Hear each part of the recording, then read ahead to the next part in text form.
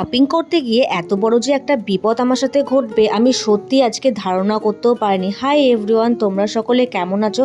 আশা করছি তোমরা সকলে খুব ভালো আছো, আমিও ভালো আছি। তো আমার সাথে হট করে কি হলো তোমাদের সেটা পরে বলছি। আজকে এসেছিলাম আবার শপিং করতে। আজকে নিজের জন্য কিছু কিনতে আসিনি, আজকে এসেছি আমার বোনের জন্য কিছু কিনতে। ও আমাকে অনেকবার বললো যে কিছু চয়েস করে দেওয়ার জন্য, তো আমি ওর জন্য গেছিলাম। তো ভেতরে প্রথমে জুডিওতে ঢুকে পড়লাম। ঢুকেই তো যেখানে জুতোর মানে ইয়েটা আছে কাউন্টারটা, সেখানে গেছিলাম। প্রথমে গিয়েই আমার এই হোয়াইট কালারের শ্যুগুলো দেখেছিল ও। তো আমার কাছে কি হোয়াইট কালারের শ্যু না এখন কমন হয়ে গেছে, সবাই পরে।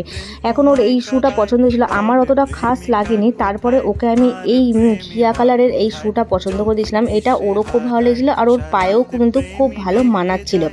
তারপরে ওকে চয়েস করে দেওয়ার পর আমি নিজের জন্য গেছিলাম। এই সামনেই যেহেতু গরম আসছে, তো কিছু টপ নেওয়ার জন্য। এই টপটা না আমার প্রচণ্ড ভালো লেগেছে, এটাও ভালো লেগেছিল, কিন্তু এটা অতটা খাস লাগছিল না টপটা দেখতে।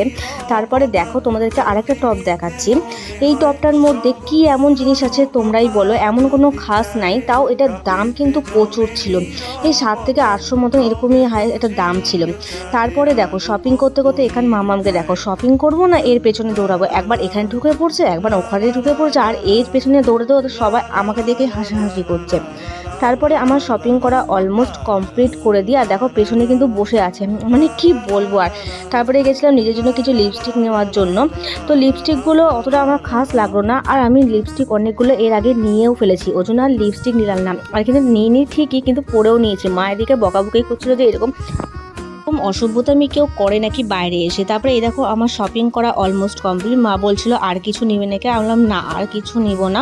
তো ওর জন্য আমার শপিং করা অলমোস্ট কমপ্লিট। এরপরে বেরিয়ে যাব। আর দেখো তার মধ্যে দিকে দেখো একবার এদিক থেকে ওদিক থেকে সেদিক, এই করতে করতে টেনে টুনে তাও বাইরে বের করলাম।